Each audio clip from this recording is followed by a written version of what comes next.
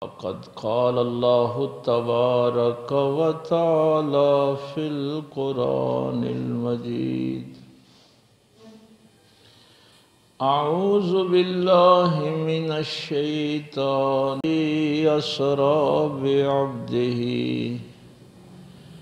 ليلا من المسجد الحرام إلى المسجد الأقصى الذي باركنا حوله لنريه من آياتنا إنه هو السميع البصير آمنت بالله صدق الله العظيم وصدق رسوله النبي الأمي الكريم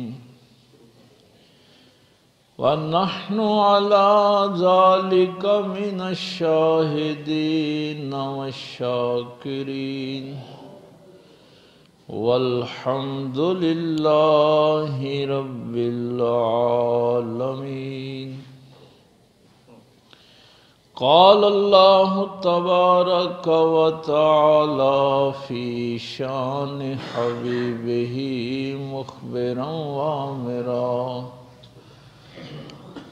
إن الله وملائكته يصلون على النبي يا أيها الذين آمنوا صلوا عليه وسلموا تسليما الصلاة والسلام عليك يا سيدي يا رسول الله وعلى آلك وأصحابك يا سيدي يا حبيب الله الصلاة والسلام عليك يا سيدي يا رحمة للعالمين وعلى آلك وأصحابك يا سيدي يا شفيع المذنبين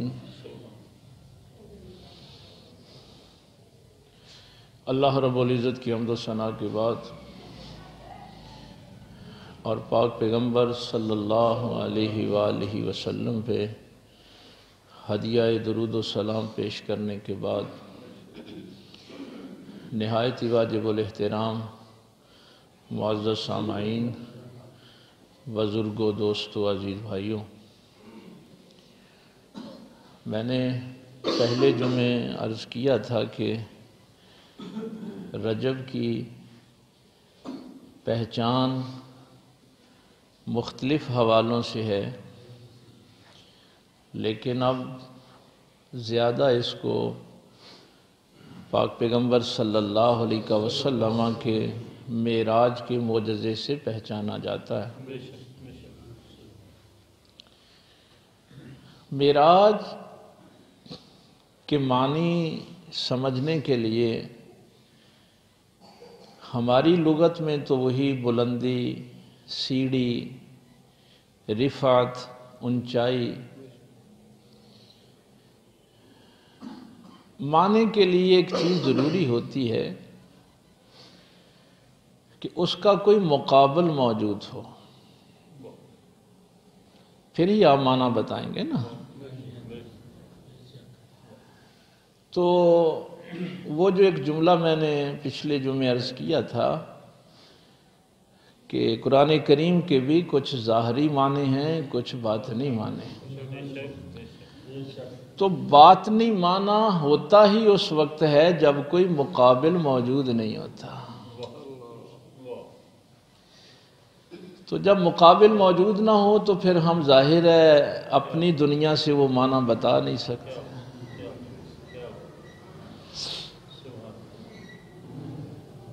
اس لیے ان لفظوں کے، قرآن کریم کے جو الفاظ ہیں، ان کے معنی کسی زبان میں بھی نہیں ہو سکتے، ان کا ترجمہ نہیں ہو سکتا۔ ان کو ہم کہتے ہیں قریب المعنی، کوئی الفاظ ہم لکھ دیتے ہیں ترجمے میں۔ بات شروع ہوئی کہ پاک ہے وہ ذات الذی جو اسرا کا جو لغت میں معنی ہے وہ رات کی سیر کا ہے. دن کی سیر کو اسرا نہیں کہتے، اسرا کہتے ہیں رات کی سیر کو. اب اس میں چونکہ رات کا لفظ موجود تھا لیکن آگے پھر لیلن، پھر رات کا تذکرہ کیا، تو اس کی وجہ یہ بیان کی جاتی ہے کہ اگر صرف لفظ اسرا ہوتا تو کوئی یہ نہ سمجھتا کہ ساری رات کا یہ معاملہ ہے. تو لیلن نے اس میں یہ بات واضح کر دی کہ رات کا تھوڑا سا حصہ تھا.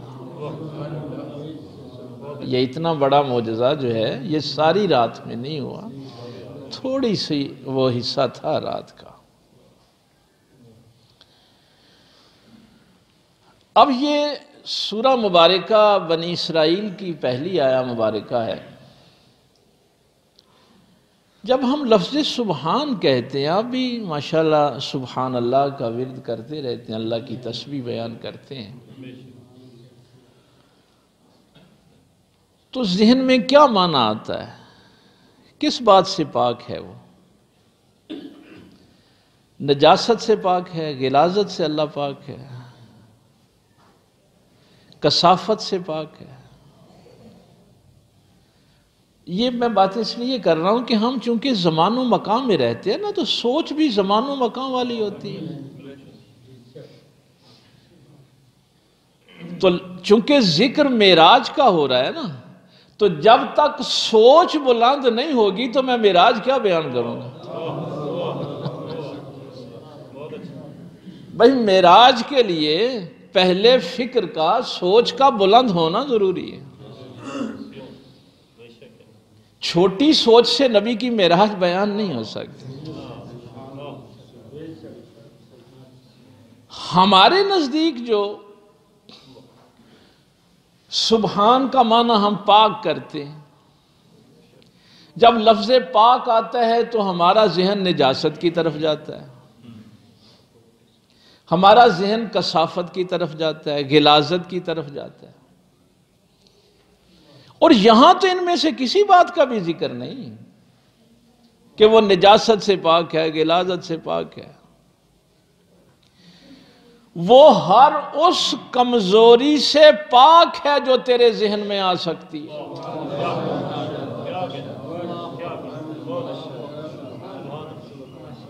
اگر تیرے ذہن میں یہ آئے کہ وہ رات کے تھوڑے سے حصے میں کیسے سیر کروا سکتا ہے، تو پہلے اپنی فکر کو پاکیزہ کر کہ وہ اس کمزوری سے پاک ہے.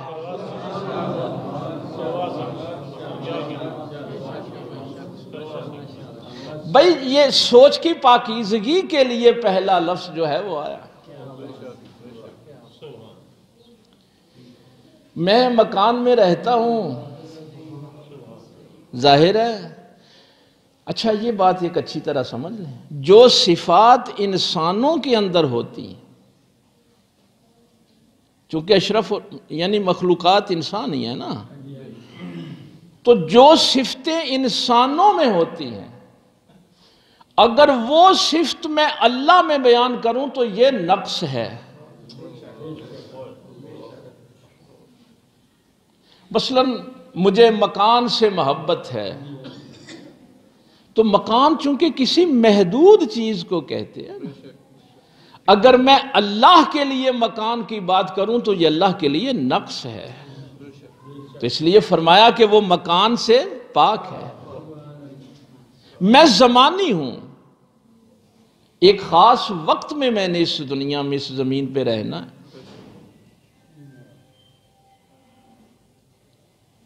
اور وہ زمانے سے پاک ہے.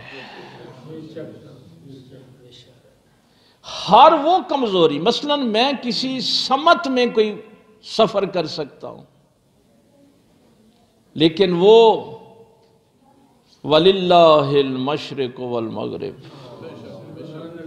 أَيْنَمَا تَوَلُّوا فَثَمَّ وَجْهُ اللَّهِ. وہ تمام کائنات کا مالک ہے، تو جدھر دیکھے گا ادھر اللہ ہی نظر آئے گا، وہ سمت سے پاک ہے۔ لیکن میری سوچ نے چونکہ حدود میں رہنا ہوتا ہے، اس لیے ہماری سوچ حدوں میں ہی سوچ سکتی ہے، زمان و مکان میں ہی سوچ سکتی ہے۔ اب چونکہ یہاں ایک اہم بات، چونکہ معراج کا سفر ہے، اب یہ سفر چونکہ لیلن فرما کر ایک زمانے کا ذکر کیا، رات کا تھوڑا سا حصہ ذکر ہو گیا زمانے کا، اب جانا ہے بلندی کی طرف تو ذکر ہو گیا سمت کا، یعنی یہ واقعہ بیان ہونا ہے سمت میں بھی اور زمانے میں بھی، اور زمانہ وہ جو انسان کی عقل میں نہیں آ سکتا، کہ مہینوں کا سفر مسجد حرام سے مسجد اقصی تک کا، اور 500 سال کا سفر زمین سے آسمان تک کا، تو یہ صدیوں کا سفر رات کے تھوڑے سے حصے میں کروانا تیرے لیے مشکل ہے، لیکن وہ پاک ہے۔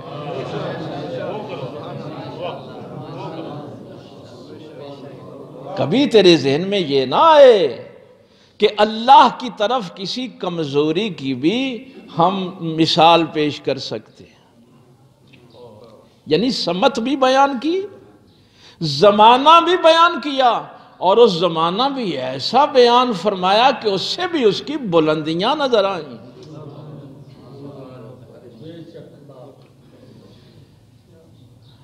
پاک ہے وہ۔ اصل میں ایک اور بھی اس کی وجہ مفسرین نے لکھی ہے کہ مشرکین مکہ کہتے تھے کہ جیسے ہمارے بادشاہ ہیں ویسے ہی محمد کا اللہ بھی بادشاہ ہے۔ بھئی ایک بادشاہ کا تصور تھا ان کے ذہن میں، چلو ٹھیک ہے ہمارے بادشاہوں سے بڑا بادشاہ ہوگا، لیکن ساتھ یہ بات وہ کرتے تھے کہ بادشاہ جتنا جی چاہے بڑا ہو وہ سارے کام تو نہیں کر سکتا، بادشاہ بھی جتنا جی چاہے بڑا ہو، بھئی وہ زمانی اور مکانی سوچ تھی نا، وہ فکر جو تھی وہ زمانی اور مکانی تھی۔ ٹھیک ہے محمد کا رب بڑا ہوگا، ہمارے بادشاہوں سے بڑا ہوگا، لیکن بادشاہ سارے کام تو نہیں کر سکتے۔ اس لفظ سبحان نے ان کے اس سوال کا بھی جواب دیا کہ یہ تمہارے بادشاہ ہیں جو کچھ کر سکتے ہیں کچھ نہیں کر سکتے، یہ محمد کا بادشاہ ہے جو سب کچھ کر سکتا ہے۔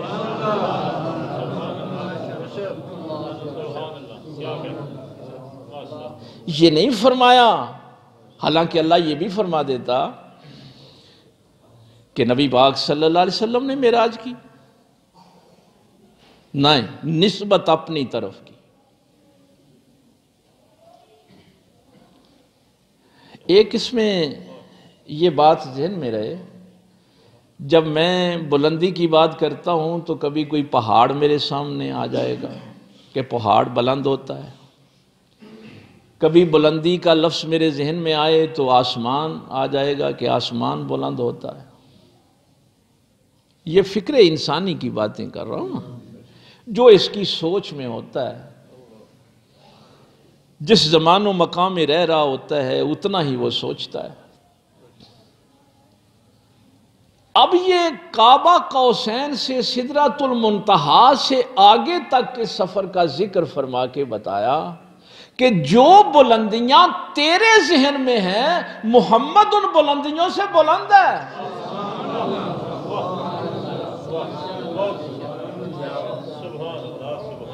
بلکہ تیری کیا حیثیت کہ تو بلندیوں کو سمجھے؟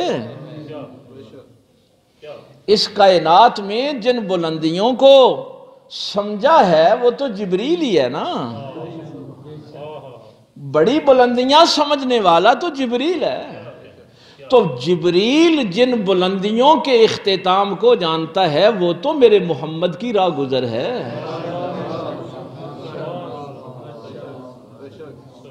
اگر میں لفظ سبحان آپ تک پہنچانے میں کامیاب ہو جاؤں.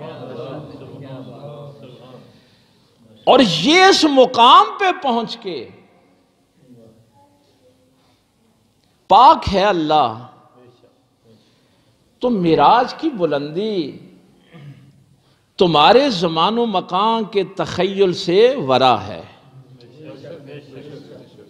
منزہ ہے، پاک ہے اللہ کہ تو سوچ سکے کہ اس نے اپنے محبوب کو کیا بلندی عطا کی. اس لیے کہ تو نے بلندی دیکھنی ہے پہاڑوں کو، آسمانوں کو دیکھ کے، سدرہ کو دیکھ کے. تو جب مقابل میں کسی چیز کو دیکھے گا تو ہم نے تو محمد جیسا پیدا ہی کوئی نہیں کیا صلی اللہ علیہ وسلم.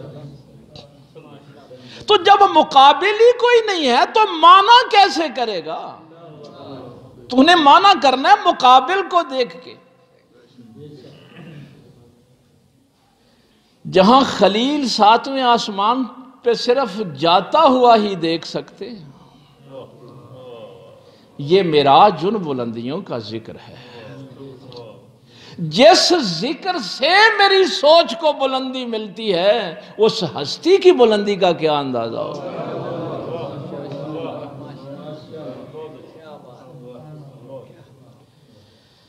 اللہ غنی. بس ایک بات جو ارشاد فرمائی کہ پاک ہے اللہ، پاک ہے. تیرے ذہن میں یہ نہ آتا ہو کہ جب پاک کا معنی کرے تو نجاستوں کا ذکر تیرے ذہن میں آ جائے کہ اللہ نجاستوں سے پاک ہے، اللہ جسم سے پاک ہے. کیوں کہ جسم میں کثافت بھی ہوتی ہے، نجاست بھی ہوتی ہے. اب جسم میرے لیے فخر کی بات ہے لیکن اللہ کے لیے نقص. جسم میرے لیے عزت، مکان میرے لیے عزت کی بات ہے لیکن اللہ کے لیے یہی صفت بیان کروں گا تو وہ اللہ کے لیے نقص ہے. تو جو صفات انسانوں کے اندر ہوتی ہیں ان کی کبھی بھی آپ نے اللہ کی طرف اس کو منسوب نہیں کرنا. اللہ ان صفتوں سے پاک ہے جن صفات پہ تم فخر کرتے ہو. تو پاکی کا تعلق اصل میں کمزوریوں کے ساتھ ہے. جو کمزوری بھی تیرے ذہن میں آ سکتی ہے تیرا اللہ ان کمزوریوں سے پاک ہے. وہ کیا کر سکتا ہے کیا نہیں کر سکتا یہ نہیں سوچنا، تیری فکر وہاں تک جا نہیں سکتی.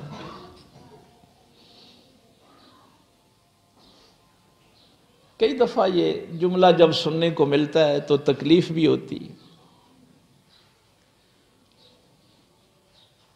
سارے نبی برابر ہیں جی. کیا ہوا؟ ابراہیم علیہ السلام کو بھی معراج ہوئی، ادریس علیہ السلام کو بھی اٹھایا گیا، عیسیٰ علیہ السلام کو بھی چوتھے آسمان پہ اٹھا لیا گیا. معراج تو اور نبیوں کو بھی ہوئی. سارے نبی برابر ہیں. لا نفرق بین احد من رسلہ، رسولوں میں کوئی فرق نہیں ہے. اللہ غنی. یہ چیزیں اس وقت پیدا ہوتی ہیں جب آپ کے ذہن کی پرورش کسی نجاست کے ماحول میں ہوتی ہے. اگر ذہنی پرورش نور کے ماحول میں ہو تو پھر یہ سوچ پیدا نہیں ہوتی، چونکہ نور میں نجاست نہیں نہ ہوتی، نور میں غلاظت نہیں ہوتی، نور میں کثافت نہیں ہوتی. تو جب ذہنی پرورش نور کے ماحول میں ہوتی ہے تو پھر یہ چیزیں پیدا نہیں ہوتی. لیکن جب گندے ماحول میں یہ ہوگا سب کچھ. اللہ فرما رہا ہے، تیسرا پارہ شروع ہو رہا ہے، تِلْكَ الرُّسُلُ فَضَّلْنَا بَعْضَهُمْ عَلَى بَعْضٍ. ہم نے رسولوں کو بعض پہ فضیلت دی ہے.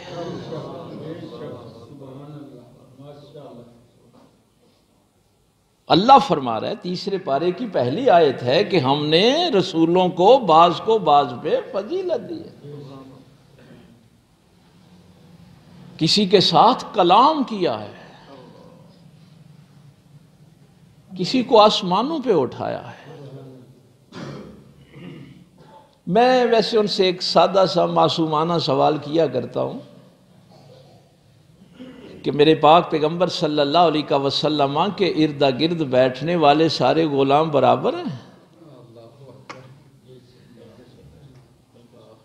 حضور کے ارد گرد بیٹھنے والے سارے صحابہ برابر ہیں؟ سارے یار غار کے مرتبے پہ ہیں؟ سارے ابو ذر غفاری کے مرتبے پہ ہیں؟ سارے سلمان فارسی کے مرتبے پہ ہیں؟ جب حضور کے ارد گرد بیٹھنے والے برابر نہیں ہو سکتے تم نے برابر کیسے کر دیا؟ یہاں آپ جمعہ پڑھنے آئے ہیں، سارے برابر ہیں؟ میں نے اس دن سورہ جمعہ کی جو آیات ہم نے دیکھی تھی اس میں بتایا تھا جو پہلے آیا ہے اس کو تو اونٹ کی قربانی کا ثواب ہے، جو بعد میں آیا ہے اس کو گائے کی قربانی کا ثواب، جو آخر میں ہے اس کو انڈے کی قربانی کا ثواب ہے۔ یہاں بیٹھے سارے برابر نہیں ہیں۔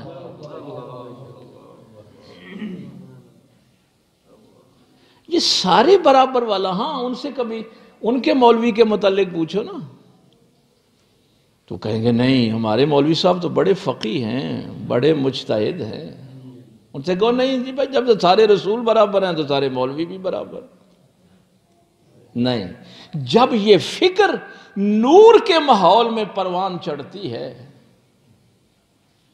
تو پھر پیغمبر کی بلندیاں نظر آتی ہیں، پھر معراج نظر آتی ہے، پھر سوچ میں بلندی پیدا ہوتی ہے، وہ بلندی جو تیرے زمان و مکان سے باہر ہے، تیری فکر سے باہر ہے۔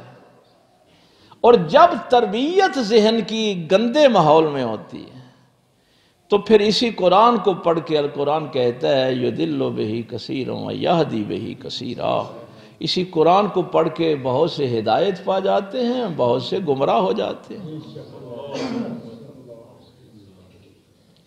یہ لفظ سبحان کی تشریح میں عرض کر رہا ہوں کہ اگر سوچ میں کہیں غلاظت آ جائے، نجاست آ جائے، کوئی کمزوری آ جائے اور اس کی نسبت تو اللہ کی طرف کرے تو فرمایا نا ہرگز نہیں، تیرا اللہ ان کمزوریوں سے پاک ہے۔ اساس ہے نا توحید، ہمارے نصاب کی اساس ہے، اس دین کی بنیاد ہے توحید۔ لیکن اب میں جو بات آپ سے عرض کرنے لگا ہوں، لقو باخلاق اللہ تعالی، حکم یہ ہے کہ تو وہ اخلاق اختیار کر جو اللہ کے ہیں۔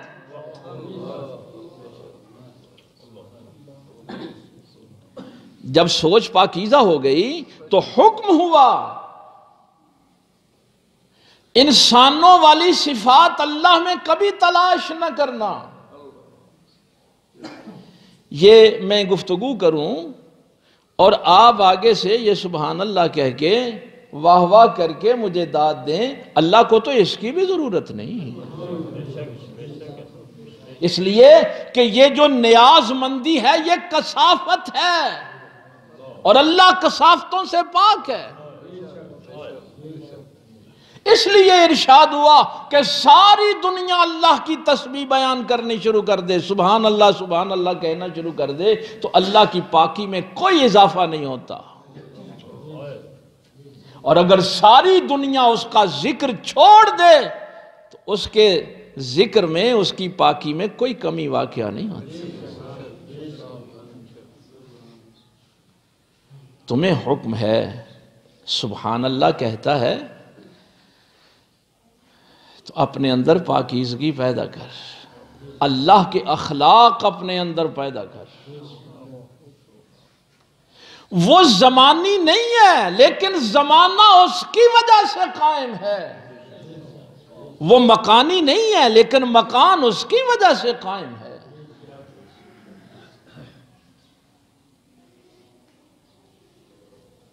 اس کو الرحمن الرحیم کہتا ہے تو اپنے اندر بھی رحم کی خصلت پیدا کر.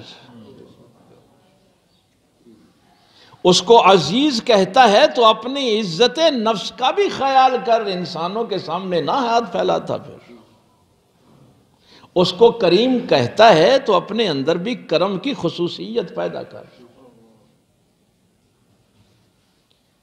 اگر محمد کہتا ہے صلی اللہ علیہ وسلم تو امتی بھی ایسا بن کے جو دیکھے تیری تعریف کرے کہ واہ کیا امتی ہے رسول اللہ صلی اللہ علیہ وسلم کا.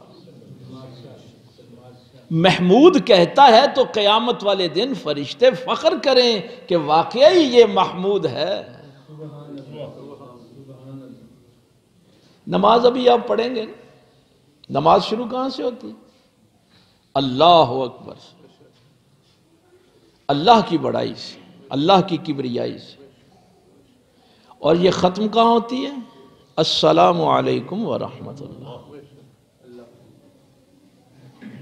نماز یہ فرض، دونوں فرائض کا میں نے ذکر کیا. 7 فرض ہیں نماز کے اندر، فرض رہ جائے تو نماز نہیں ہوتی. جس نے بھی صدق دل سے اس کی کبریائی کو مان کر اس کی بندگی میں آیا ہے، اس کا اختتام یہ ہے کہ وہ اپنی دائیں طرف والے ہوں یا بائیں طرف والے ہوں، سب کی سلامتی کی خواہش کرتا ہے.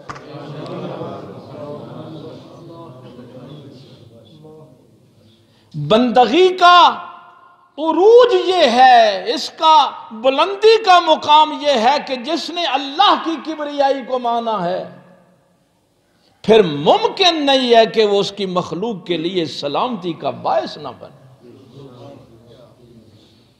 صرف 1-2 کے لیے نہیں، جتنے میری دائیں طرف ہیں سب کی سلامتی، جو بائیں طرف ہیں ان کی بھی سلامتی کی خیر خواہی چاہنے والا. بڑھیا ایک بات مفسرین نے لکھی ہے یہاں پہ. یہ نہیں ارشاد ہوا کہ اللہ تعالیٰ نے خاتم النبیین کو سیر کروائی،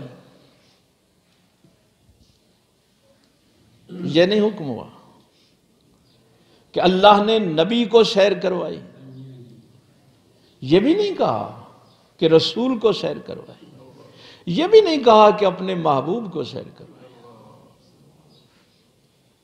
بڑے اوصاف ہیں، بڑی صفات ہیں میرے پاک پیغمبر صلی اللہ علیہ وسلم.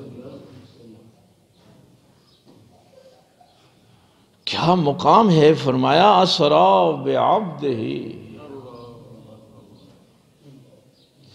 اور کیا وہ مقام بندگی ہے میرے رسول اکرم صلی اللہ علیہ وسلم کا کہ جس بندگی کو یہ عزت عطا کی گئی جو پہلے کسی نبی کو بھی نہیں دی گئی. ایک جملہ جو میں کہا کرتا ہوں اکثر کہ اس دنیا میں آپ یہ جو کہتے ہیں نا فلاں ولی اللہ ہے، فلاں غوث ہے، کتب ہے، ابدال ہے، اس کے آگے پھر نبی ہیں، رسول ہیں، اولو العزم رسول ہیں. یہ سارے عہدے چھوٹے ہیں. نبی کا عہدہ بھی چھوٹا ہے، رسول کا عہدہ بھی چھوٹا ہے، اولو العزم رسول کا عہدہ بھی چھوٹا ہے. سب سے بڑا عہدہ اس کا عبد ہونا ہے.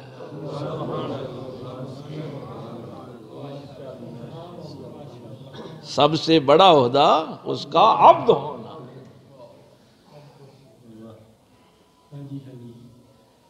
ویسے یہاں کلمے میں بھی یہ جو بات آتی ہے نا اشہد ان محمدً عبدہ ورسولہ، بعد پھر وہ جو میں نے فکر کی شروع کی تھی، نبی پاک صلی اللہ علیہ وسلم یہی کلمہ جو بھی آتا تھا، یہ جو آپ کلمہ پڑھتے ہیں نا لا الہ الا اللہ محمد رسول اللہ، یہ کلمہ حضور نے کسی کو نہیں پڑھایا. ہاں یہ بھی میں آپ کو بتا دوں، کسی بندے کو یہ کلمہ نہیں پڑھوایا. کلمہ یہی پڑھوایا اشہد ان لا الہ الا اللہ وحدہ لا شریک لہ واشہد ان محمدا عبدہ ورسولہ۔ سرکار فرمایا کرتے تھے پہلے مجھے عبد کہہ پھر رسول کہہ،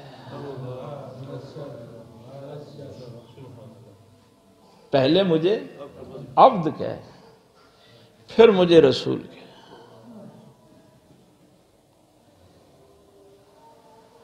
کتنے محروم ہیں وہ لوگ جن بیچاروں کو نماز نصیب نہیں ہوتی۔ یہی فرمایا تھا نا صلاۃ معراج المومنین، کتنی بدبختی ہے ان لوگوں کے لیے جن کو یہ معراج نصیب نہیں ہوتی۔ تو وہ جو میں فکر کی بات کر رہا تھا کہ جب گندے ماحول میں فکر ڈیولپ ہوتی ہے تو کہا گیا کہ دیکھیں جی ہم بھی عبد ہیں اور نبی پاک صلی اللہ علیہ وسلم بھی عبد ہیں، ایک جیسے ہی ہیں، کیا فرق پڑتا ہے؟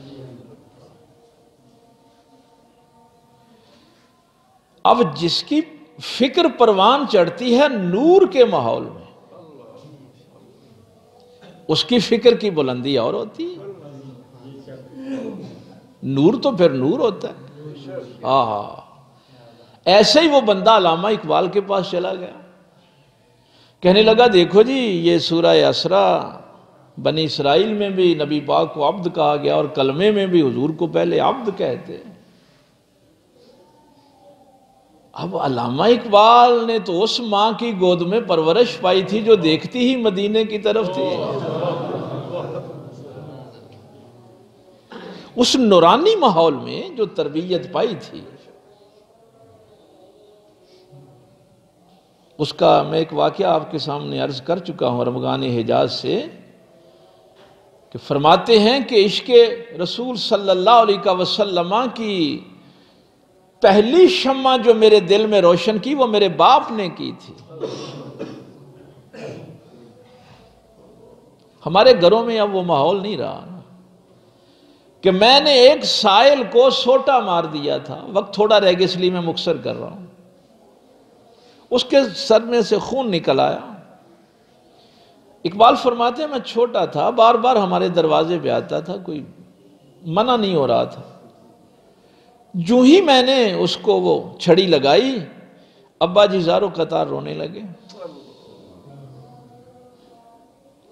میں نے پاؤں پکڑ لیے، میں نے کہا ابا جی کیا ہوا، یہ بار بار ہمیں تنگ کر رہا ہے؟ فرمانے لگے مجھے پیار سے بالا کہا کرتے تھے۔ علامہ اقبال فرماتے ہیں میرے ابا جی مجھے پیار سے بالا کہتے تھے۔ کہنے لگے بالیا ذرا قیامت کا منظر تو اپنے سامنے لے گیا، جب رسول اللہ صلی اللہ علیہ وسلم بیٹھے ہوں گے، تمام انبیاء بیٹھے ہوں گے، فرشتے صف بصف کھڑے ہوں گے، اور یہ بندہ اٹھ کے کہے گا یا رسول اللہ صلی اللہ علیہ وسلم آپ کا یہ جو امتی ہے نا نور محمد، اس کے بیٹے نے مجھے تکلیف پہنچائی تھی، بالیا اس وقت تیرے باپ کو اللہ کے نبی کے سامنے کتنی شرمندگی اٹھانی پڑی۔ کیا ماں باپ تھے جو بیٹوں کی تربیت ایسے کرتے تھے کہ رسول اللہ ناراض نہ ہو۔ اقبال نے تو اس ماحول میں پرورش پائی تھی، جو ہی اس مولوی نے کہا دیکھو جی کلمے میں بھی عبد ہے ادھر بھی عبد ہے، فرمایا عبد دیگر عبد ہو چیز دیگر، اور سراپا انتظار منتظر۔ لمبی مثنوی ہے یہ معراج کے اوپر جو لکھی گئی۔ علامہ اقبال نے فرمایا او بے وقوف عبد اور شے ہے عبد ہو اور شے ہے، ہم سارے عبد ہیں اس کی رحمت کے انتظار میں رہتے ہیں، وہ عبد ہو ہے جس کا عرش پہ اللہ انتظار کرتا ہے۔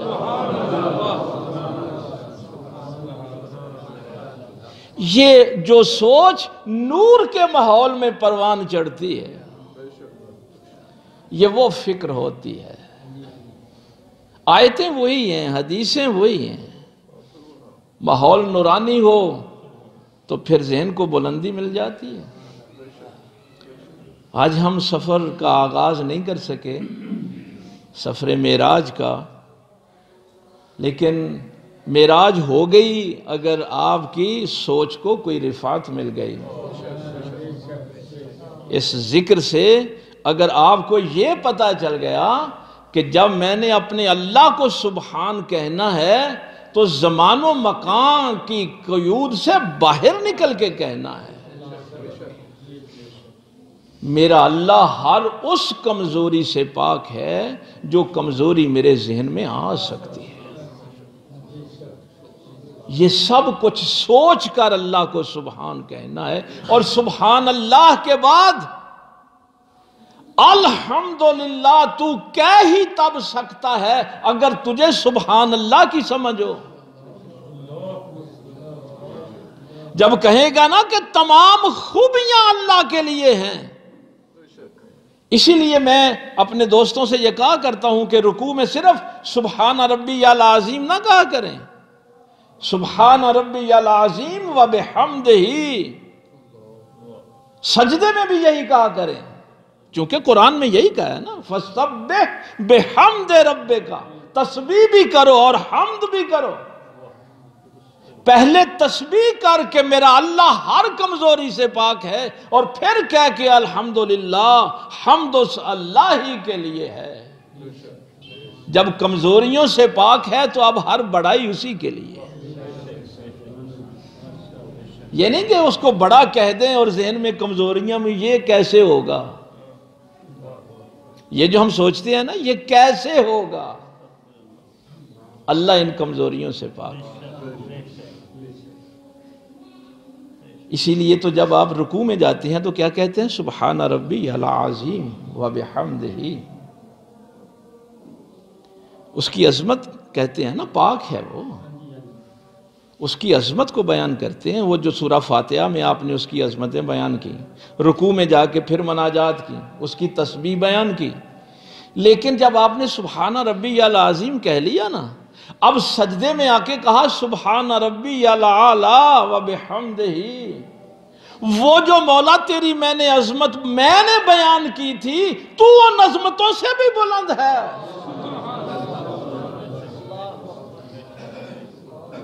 جو عظمتیں میرے ذہن میں تھیں نا تیری، وہ تو محدود ہی تھیں، اب سجدے میں جا کے الفاظ اس لیے بدل گئے کہ مولا جو کچھ میں نے مناجات کی ہیں، تیری عظمتیں بیان کی ہیں، میں تو زمان و مکان کی قید میں رہتا ہوں، تو تیری عظمتیں ان سے بلند ہیں جو میں بیان کرتا ہوں۔ اب اگر آپ کو لفظ سبحان میں پہنچانے میں کامیاب ہو گیا تو یہ معراج کا سفر انشاءاللہ آگے جاری رہے گا۔ اللہ تعالیٰ عمل کی توفیق دے۔ وآخر دعوانا الحمدللہ رب العالمین۔